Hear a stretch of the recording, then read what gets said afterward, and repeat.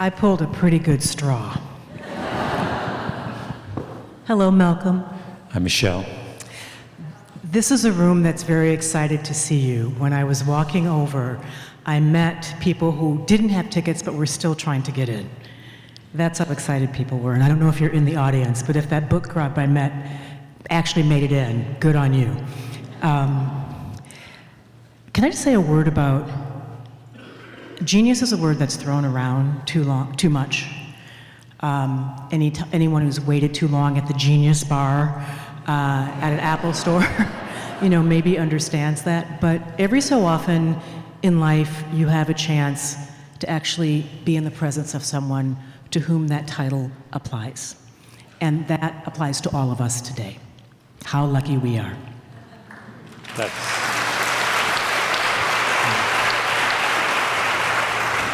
And, Is there a but? I'm waiting for the but. No, there's no but. There's just an and. There's no yet. There's no colon or anything like that. Just actually an exclamation. I'm sorry my mom isn't here, by the way. Yeah, well, it's on. It's being taped, so you can share it with her.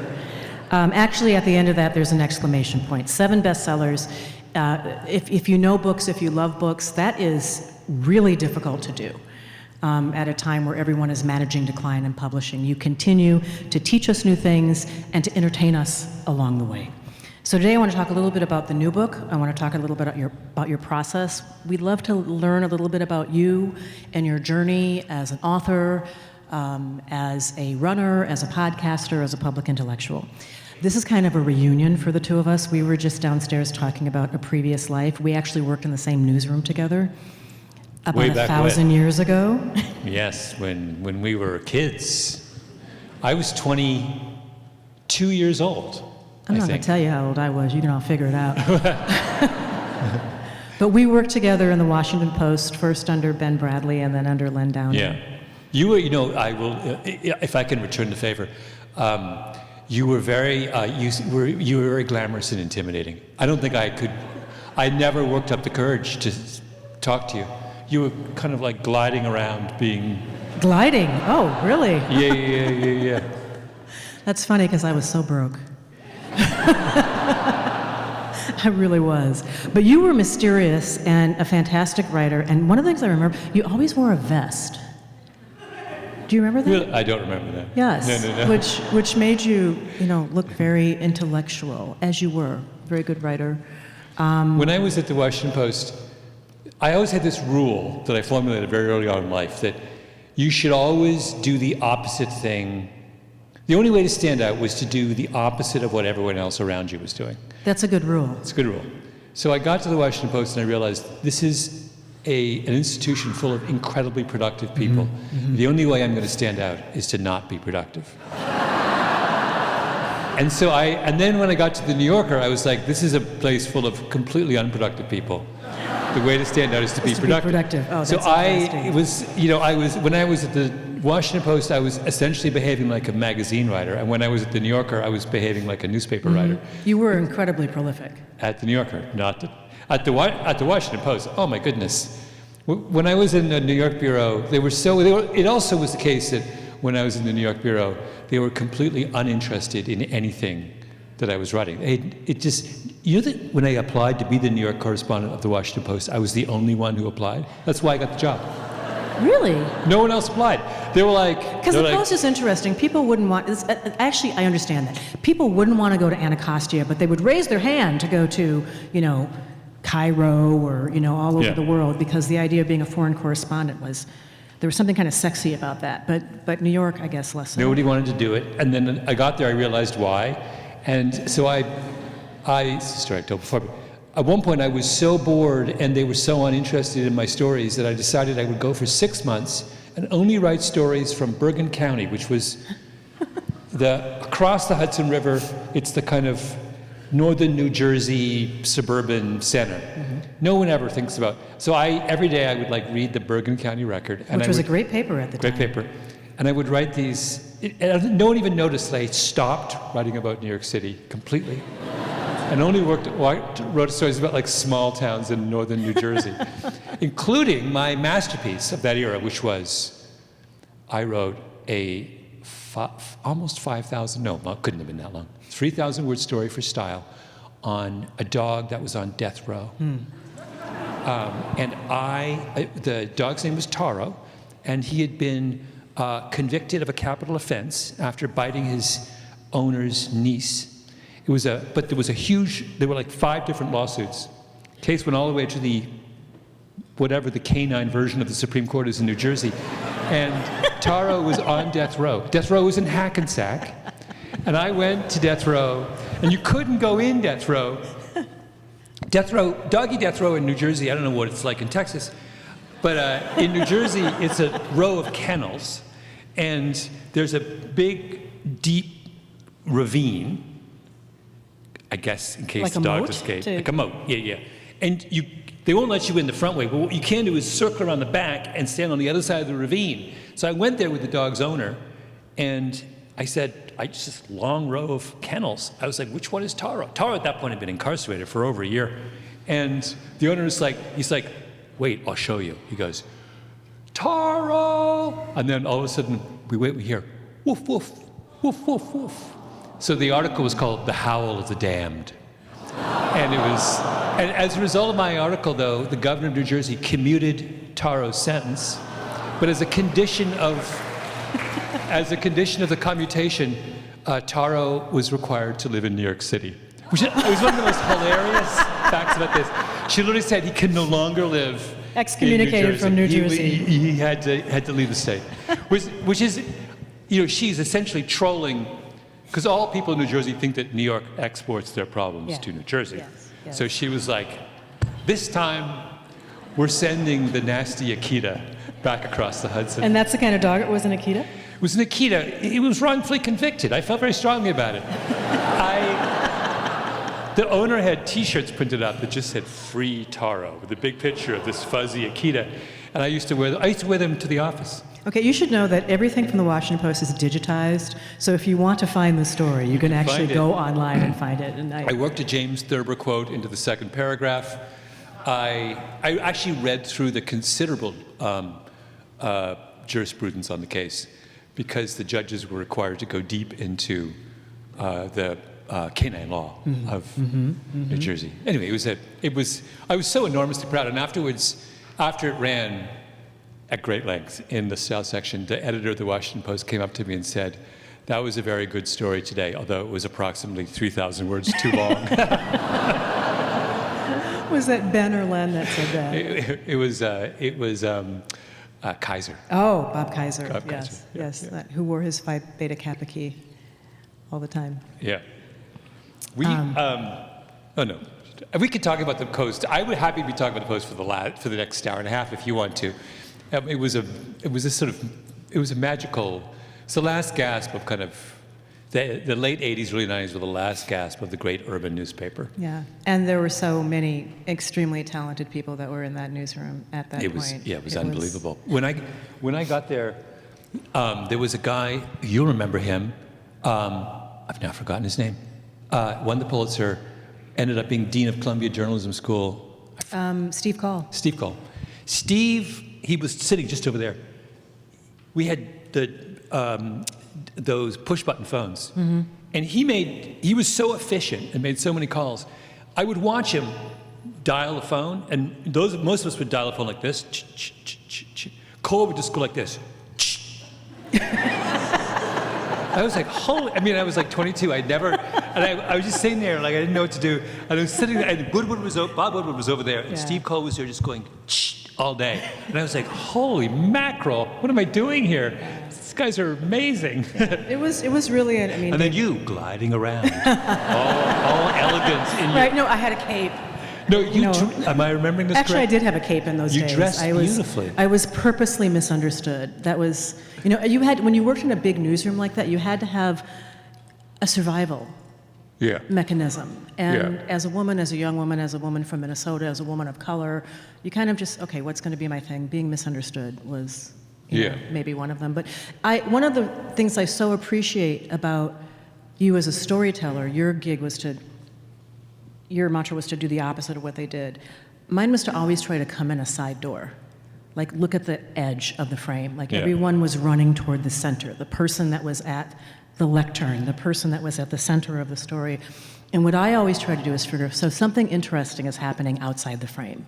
Yeah. Let me figure out how I can get to that, because no one else is going to look there, and I can find a way. And I think that you do that over and over again in the stories that you tell. And the story of Taro is an example of that. And so when you tell these amazing stories in all of your books, and particularly in this one, lucky that you're going to be getting this book. And you can see how much I loved it, because I have marked it up and dog-eared it. And even though I was raised never to write inside a book, I've written all over the inside of the book. Do you find the story first or the germ of an idea for research? Well, it differs. Both work. These days, I'm much more story-focused. I used to be very idea-focused. And then ever since I started doing my podcast, I have become much more interested in character and plot and much more emotion. Interested, because it seemed you obviously had that early on with the story you just told us about Taro. Yeah, but I feel like, if I was doing that story today, it would be 10,000 words. I really would have gone nuts on it. No, and I wasn't as interested. I've become one of the things that happened to me when I started doing my podcast is that because I had to do so many more interviews at length, I became a much, much better interviewer. And I hadn't been a very good interviewer up to that point. And the minute I got better as an interviewer, then all kinds of possibilities opened up, storytelling possibilities opened up. And that's why I think the podcast works. It works because it wouldn't have worked in my old incarnation as someone I used to have trouble interviewing someone for over 45 minutes. And now, I spent the summer interviewing this one woman. I have 20 hours of tape. Was that because you were shy? No, I hadn't figured out. You know how when there's always this thing when like a young point guard joins the NBA, there's always this thing where it takes like 3 years for them to kind of figure out the game. And actually a better example is a quarterback. To be an effective quarterback, you have to know a set of formal things: your team's offense, the other team's defense, things that you study. And then you also need to be able, in real time, to react to things like, on a split-second basis when the game is on. And that the reason almost no one can be a good quarterback is that no one can do those two things. Very few people do those two things simultaneously. You know this. Being a really great interviewer is that. It's preparation plus... Being in the moment. Being in the moment. Yeah, and reading the field, reading the room. It's incredible. I couldn't do it until I was in my 50s. I couldn't handle those two, or put my own agenda aside when someone said something unexpected and just follow that tangent for... And then hold on so you can go back to where you were going to go at the same time. Go back. And I had an interview recently for this project I'm working on where I was interviewing I'm doing a story on this death row case where a guy was on death row for like 30 years. A theme is emerging. 30 years? Yeah, there is a theme emerging here. But this is a serious one, not a funny one. And I thought I'll call the guy's lawyer. And the guy's lawyer was a corporate lawyer from a fancy law firm, and a guy who did commercial litigation for big pharma. And he gets on the Zoom, and he's like short, kind of nebbishy. His emotional range is like an inch. He's really, really dry. And he began to talk, and I got riveted. And by the end of the conversation, like we talked for like 2 hours, I had to stop it because I was in tears. I was just completely, because I realized it emerged, and it was completely unexpected. I thought he was I just thought, oh, he's his lawyer. And then I realized he'd been this guy's lawyer for 30 years. And he had flown down to Alabama, I said, how many times, the turning point in the interview was like, when I realized, wait a second, how many times have you been to Alabama? And he goes, oh, I've lost count. I understand this is a guy in Manhattan at a high-pressure law firm who probably bills out at $2,000 an hour and works 75 hours a week. And he had single-handedly kept this guy alive for 30 years. A guy he didn't know before for 30 years. And there was something about it that I found so extraordinarily moving. And the fact that his emotional range was so narrow made it even more powerful, because if you listened really closely, you could tell when he moved a quarter inch to the left that he was himself. That was how he was overcome. That was with a big emotion, swing for him. right? You had to listen, though, and you had to wait for him, and you had to let him go through his loyal emotions, and then you got at something that was like so powerful that I was doing it in the studio at work, and the engineer, I was looking across at her, and she was like getting overwhelmed, and then finally I just had to. I told him I got to stop. I can't continue. Like, it's too much. He's describing about. They tried to kill this guy once, and it didn't work, so they tried again. You mean they injected the guy him on into- death row. oh, And so the lawyer, he's in the final scene, he's in the parking lot outside this prison in Alabama, on the phone with some clerk at the Supreme Court trying to get a final. Supreme Court in D.C. or Alabama? Or is it Supreme Court? some court somewhere, trying to get the last ditch stay of execution. And he's on the phone, then they said, we'll call you back. Or he's on the phone, he hangs up, and if he gets a phone call, it's the phone call from the prison saying the guy has died. And he's sitting there, it's like, 8 o'clock at night, he's in the middle of southern Alabama, sitting in his rental car, waiting to see if the phone rings, and the phone rings. And that was the point where I just completely lost it. And, it's just like, he devoted his life to this guy. This is for a project you're working on. Can you tell us a little bit about that project? Yeah, it's the story, you probably know the story of this guy Kenny Smith in Alabama, who committed a murder when he was a kid, 19, was sentenced to death, and was on death row and then they tried to kill him with lethal injection. They couldn't find a vein, and he was on the gurney for 4.5 hours. At one point, they turned him upside down to see if the blood would flow. And he was obviously completely traumatized.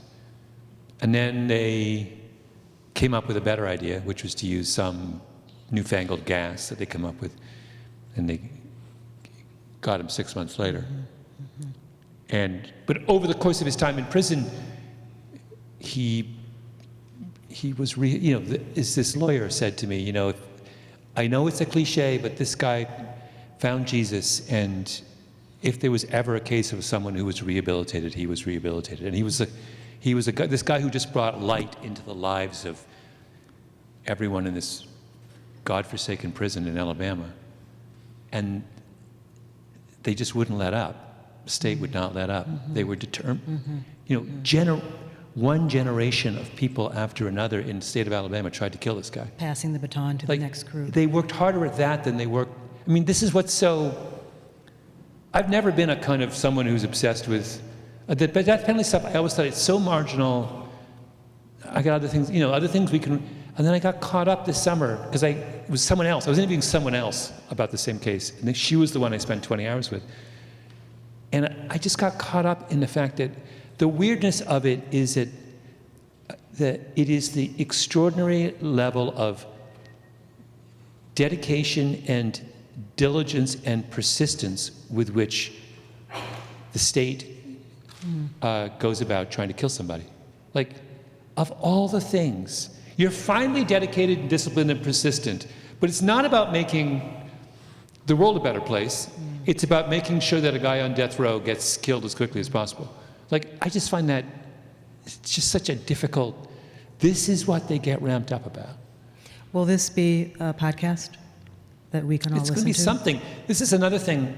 So this is a long way of answering your question. I don't know what it is. I started out interviewing this woman who's a psychologist who was really interested in trauma, and this was one of her cases. And I just said to her and to myself, I think you're interesting. I just want to talk to you. And I don't want to talk to you once. So if you want to do this, you have to commit. And she said, I'll commit. And so all last summer, once every couple of weeks, I would come down to New York, and she would come to the office, and we would talk. And then we finally got to the Kenny Smith case. And same thing happened, by the way. It was so overwhelming that, because by that point I had spent the whole summer with her. And she walked me through, she's someone who's interested in people who have been traumatized. So she worked for years with torture victims. And then she went to Guantanamo Bay and worked there for a while. And that's its own. And then she got caught up with people on death row because to be in a state of waiting for your own execution is about as acutely damaging and she got to that. And she also got to know Kenny Smith, and she loved him. I mean, in a really kind of pure way. And we finally, after 20 hours, got to the story of the night Kenny Smith died. And she wasn't allowed to go to, only family of the victim and family of the accused of the perpetrator are allowed in. It's a room, and then there's two kind of galleries on either Chambers. side, which again is its own, like, so bizarre. So she wasn't there in Alabama. She was at home, and I asked her, what did you do on the night that he died? And she said, this is the part that killed me. Because at that point she'd worked with lost many people on death row. She said, I do what I always do. I sat in my kitchen, at my kitchen table, I turned off the lights, and I lit a candle. It's like, I do what I always do. That sentence, I do what I always do. Like that repeated pattern, she gives her heart to these people. I look forward to whatever that is, whether it's a documentary or a podcast. I think the room will be right there with you on that. Our Lady of the Editorial has been really good to you. Yeah. Because you're lucky in life if you get one great story or two great stories. They just seem to flow like a river in your direction. Whether you're talking about, in the New Yorker, the woman who popularized hair dye. I still remember that story. It's a great story. It's another one. I'm creating a syllabus for you of Malcolm Gladwell's work that you need to go back and find. And the stories in this book, and we should talk a little bit about this book. I mean, you look at epidemics, social epidemics, and you decide to revisit the tipping point through a different prism. When we've actually seen actual epidemics, an actual health epidemic, and we see a different kind of social engineering that is possible now because of algorithms. But the stories even within the book, the bank robbers. I mean, why hasn't a film been made about? One of the stories at the beginning of the book is, there are two bank robbers. What was it, 172 bank robberies? Two Crips in the early 90s in LA who, between them, rob 175 banks, which is a record. It's very hard to break that record. But it's not just that they rob banks, they recruit school kids. They outsourced, yes. They produced the robberies. They recruited kids and gave them semi-automatic weapons and sent them into banks and waited down the street. And at one point, they had a sense of humor. Which is diabolically brilliant because they don't take the risk, right? You outsource the risk. Well, they found out there was this thing. Yeah, that opening chapter is all about how LA was the bank robbery capital of America, the world, really, in the early 90s. And the thing, I don't know how many of you are in the banking business, but the thing you should never do if you are robbed, if you're a bank, is tell the world how much money was taken, right? That's in like the rules for being robbed. Number one is do not. Anyway, so there's a gang called the West Hills Gang rob a Wells Fargo branch in the Valley in like 1990. And stupidly, the manager tells the LA Times that the guys made off with $500,000, which in 1991 is ginormous. Today's ginormous sum of money. And so these two Crips who were like 20 and 21, who are selling crack in West LA, they're like, wait a second, why are we selling crack? This is nuts. We're like busting our butt. We could just rob a bank and get 500 grand. So they decided to go into business. And their names are Casper and Sea Dog. And they're very, very enterprising young men. And they're often robbing several banks on the same day. They did, I think their best day was 5. And the thing that's great about robbing a bank in LA, if you're going to rob a bank, you really should do it in LA because of the traffic. Because So in LA, it's all about surface streets. Anybody who's lived in LA will tell you that, you find your way through surface streets, which is apparently what they must have been doing. If you do multiple banks, because the FBI has a squad that they send to the scene, and you're in and out quickly if you're robbing a bank, but they're not. They have to linger, interview witnesses. So if you hit the second bank, they're immersed in investigating the first one, and they get, you were in and out in 5 minutes, they spend a half an hour, they get to call another bank across town I'm like, oh no, then they finish up as quickly as they can, jump in the car, they go across town, and then Casper and Sea Dog have robbed a third bank, right? And they've worked the traffic pattern so they're, you got to go east in the evening and west in the morning, and and by the end of the day, the FBI is like 3 banks behind. Yeah. They're like, we got a backlog. Like, what are we doing here? And Casper and Sea Dog are like merrily taking their hundreds of thousands of dollars back to their hideout. It's really very, very. They got out of prison this summer, and I have a colleague, Justin, and I said, Justin, you got to go and find Casper and Sea Dog and interview them. So we've been interviewing them all summer, and hilariously, they no longer live. They're highly entitled, which is odd after spending 30 years in federal prison, and. The deal was, Justin was like, they're making me pay for the Ubers to get to and I was like, okay, I'll pay for the Ubers. And then I got I was paying like $300 Uber bills. Oh, they were taking Uber Black. Oh my God. Uber Premium. They're bank robbers. Why? I was like, why did I agree to pay the Ubers for a bank robber? I'm like the mark. They're like, oh, Gladwell. Let's Google him. Yeah, he can pay. That's what was going on. Hilarious. Well, when they were robbing banks, they were using school buses. What's that? They were using school buses. Yeah, at one point, they had a sense of humor. Since they were using high school kids to rob banks, at one point they started stealing school buses as getaway cars.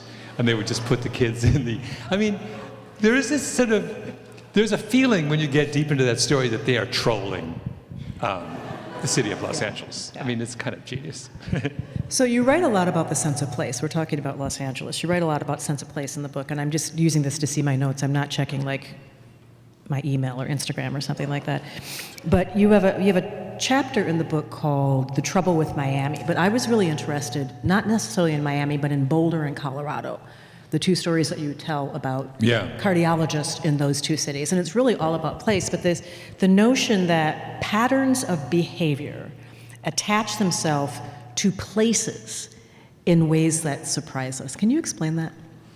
Yeah, so this all starts with this work that was done beginning in the 60s on what's called small area variation, which is this observation which surprised everyone and surprises us to this day, that the way you get treated by a doctor varies dramatically and in unexpected ways by where the doctor lives. Mm-hmm. A doctor, so you mentioned Boulder. I use the example of if you have a heart attack in Boulder, you will get treated by your cardiologist in a way that is profoundly different than if you have a heart attack in Buffalo, right? Even though the cardiologists in both Boulder and Buffalo went to the same small number of medical schools, read the same medical journals, have the same technology. Patients are presenting with the same issues. They use the same drugs. They have all the same tools, all the same training. One behaves like this, and you can see this repeated across, name the specialty, name the procedure. There are wild patterns of variation from place to place. And so I got really interested in Miami just because I've always thought that Miami was super weird. Yeah, and it's like, well, it is. It's kind of like leaving the galaxy. It's like leaving Earth without leaving the galaxy. I don't know. It is so, and the more time I spend in Miami, the more I'm convinced that does exist in some kind of little hole in the vortex. Yeah, in the vortex. And so I was interested in the leading kind of fraud in America is Medicare fraud. Mm-hmm. And if you look at Medicare fraud across the United States, there's like some variation from place to place. But when you get to Miami, it's like that. Mm-hmm. It's like everywhere in Miami. And the question is why? So I devoted a whole chapter. That's sort of an extreme small area variation that might, for some reason, everyone who in Miami who was interested in, possibly breaking the law, gets really caught up in Medicare fraud and really good at it. Yeah. And so I spent some very entertaining days in Miami with the Medicare fraud task force, who were these two hilarious guys who took me around and showed me just how brazen.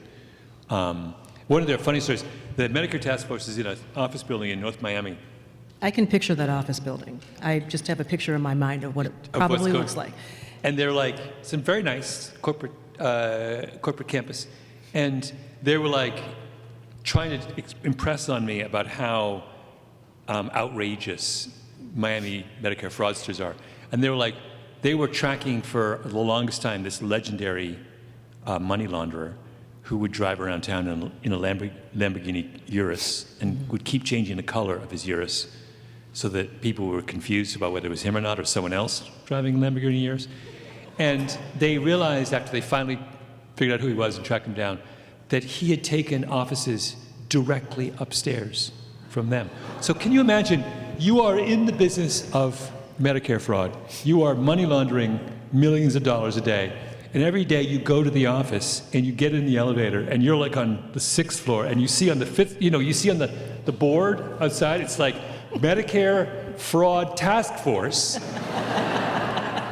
floor 5, and then, whatever, Jose, whatever, from floor 6. Like, that's how hilariously brazen these guys. He's like, this is fun. I mean, he's trolling them. I mean, it's...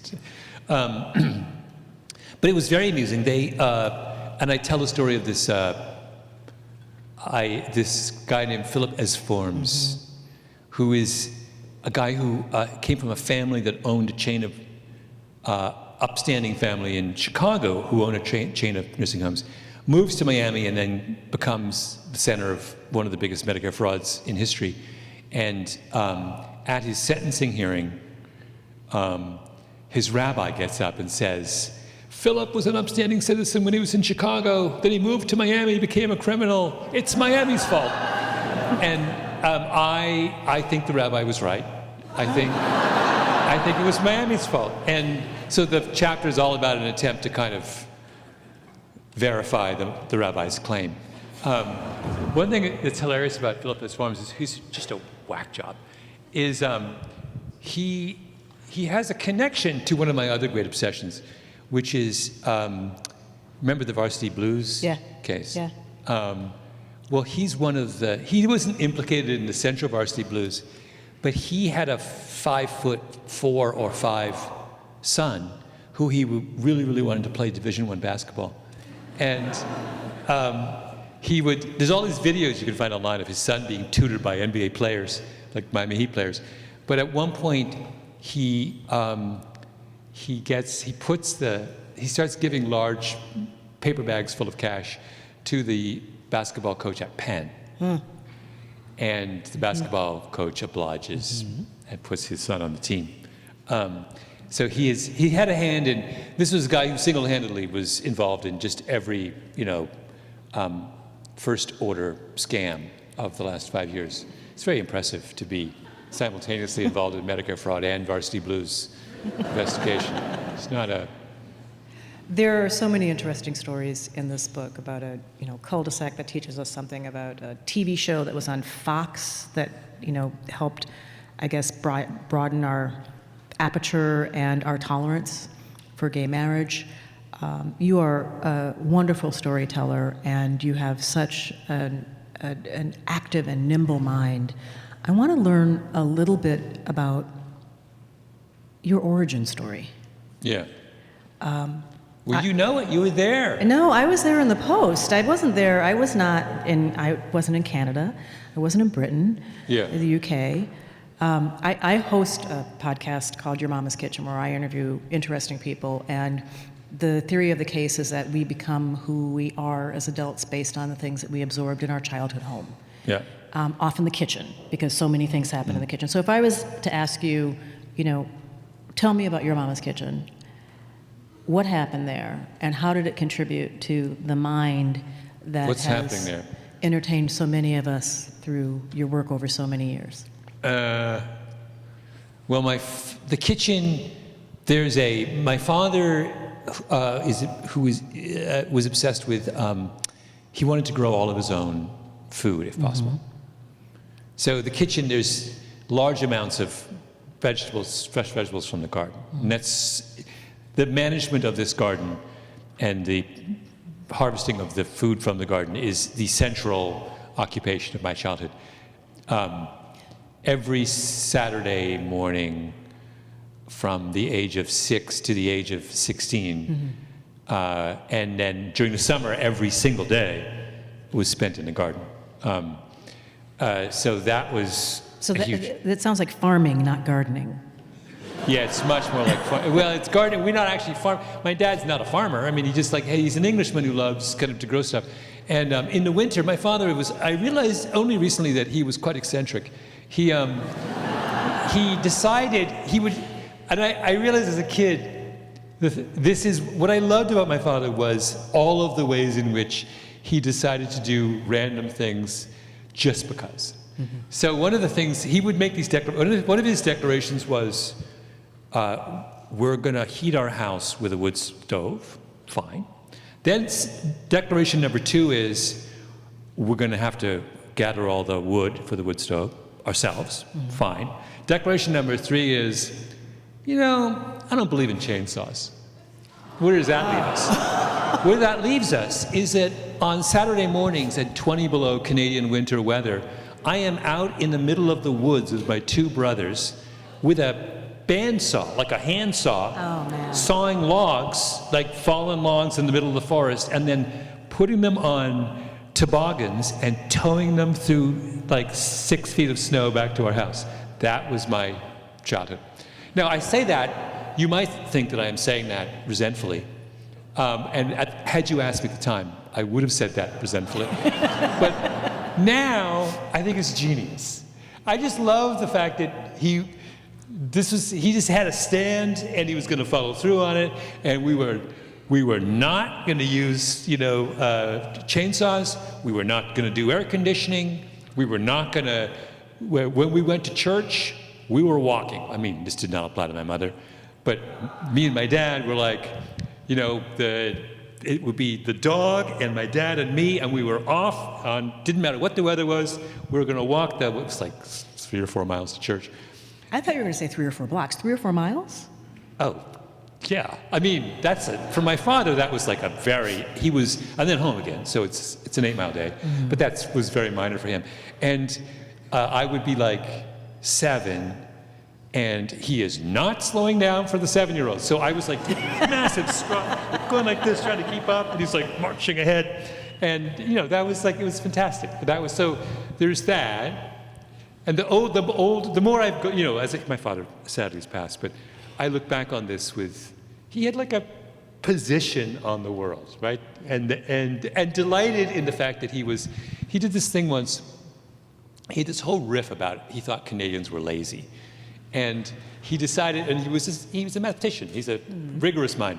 So he decided to empirically test his hypothesis of how lazy Canadians were. So we lived on a long highway, and there were a row of houses along one side that stretched for 1 mile into town. and there were probably 25 houses. So my father decided, we were the 25th, right? My father decides that what he will do is he will, in order to test this hypothesis, we will have a barbecue, and we will invite all 25 families from these 25 houses, and we will take note of who walks and who drives, right? So the 25th house is a mile away, the 24th house is whatever, and then the second house is 100 yards away, right? So we had all this, like, we placed bets, and we had all these, like, predictions, and he was like, only the next door neighbor will walk, everyone else will drive. And he was right. Oh. And he was like, so that was like, from then on, he was, for the next 30 years of his life, he was insufferable on the question of the laziness of Canadians, because he would say, look, I mean, this isn't an opinion. I tested this empirically in 1974 when we had the famous barbecue, where only the Willitses walked. Everybody else drove, right? So, and this was in the summer because it was a barbecue, so people didn't have the excuse that the weather was bad and we didn't want to slip. His next great move was, he had many great moves.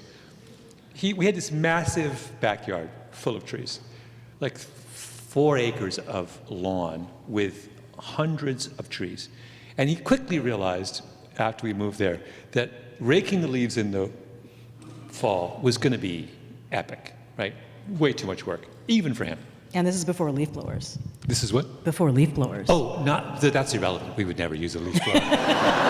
So he decides, he's a professor of mathematics, and all of his grad students are from, almost all of them are from India, Africa, and the Middle East. So he's like, this is perfect. They've never seen fall before. So he's like, he starts the annual leaf raking party, and he invites the graduate students, the mathematics graduate students and they show up, and he's like, we're going to rake leaves, and then we're going to have a party. And the graduate students are like, okay, and they rake all the leaves in one day, and this is the genius of my father. This is Tom Sawyer, right? It's perfect Tom Sawyer. He successfully, and not in a deceitful way, successfully communicates the idea to them that this is insanely fun. And then the meal is really great, and then they play games of my father's own devising until like games for math graduate students, for like guys from India with IQs of 180. They do these incredible games. They go home, and then what happened? That was year 1. What happened was, in year 2, the people who had graduated would call my father. They were like, they're now at the University of something somewhere. They're like, when's the leaf breaking party? And so the numbers of people who would show up for this party would grow and grow and grow. And so 20 years when we finally moved, the last leaf breaking party had like 60 people from like so many different countries around the world, to the point where our neighbor moved in next door on the day of this legendary one where they and thought they had moved next door to a commune. And they nearly turned, this is like in rural Canada, they nearly turned around and left. Anyway, the point of my father is that's the kind of stuff, that's what he could pull off. Like, he just convince, and he was striding around, he's directing traffic and and probably taking notes of which of the Canadians were raking leaves or not. Yeah, no, he never had any Canadian grad students. Why? No, why would he do that? They're lazy. No, he's going to have some.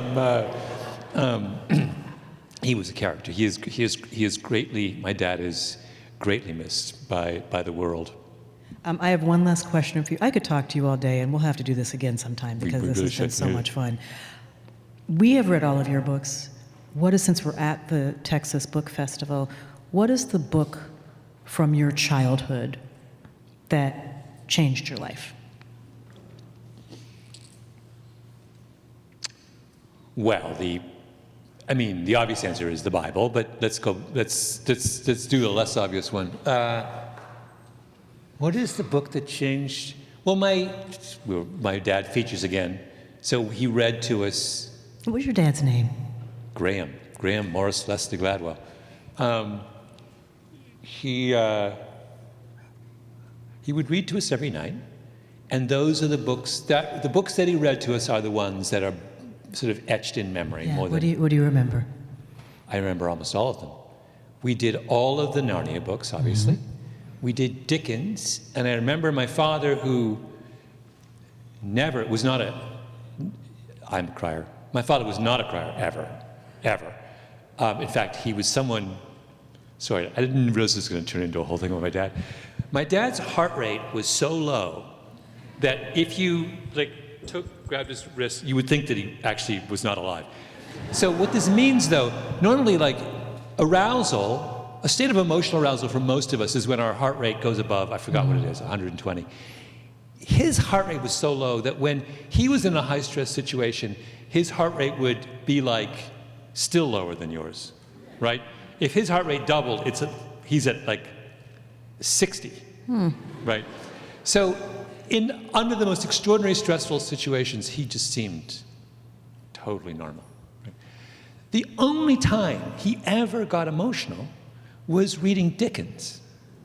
Really? So he would read, I remember, the end of, what's the one, it is a far, far better thing than I've ever done, about the French Revolution. Oh. Sidney Carton. Tale of Two Cities. Tale of Two Cities. So imagine, I'm 7 years old. I've never seen my father cry. And even the thought is, I've never even seen him get upset, right? And we're sailing through Tale of Two Cities, 10 pages a night for whatever months.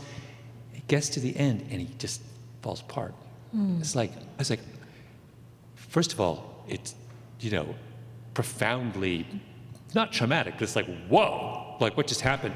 But also, it was this thing about books can do that, right? I mean, if there's ever a moment that was life-changing, it was wow. This guy who has been dead for 100 years just made my father cry. That's something that stays with you. And you know what? Books can do that. Yeah. Books are how we'll find each other. I think narrative will ultimately save the world. And we need that right now. And we need you right now to continue to explain a world that is ever more complicated. Thank you so much for coming to Austin. It's an honor to be able to spend time with you. Much love. Thanks, everybody.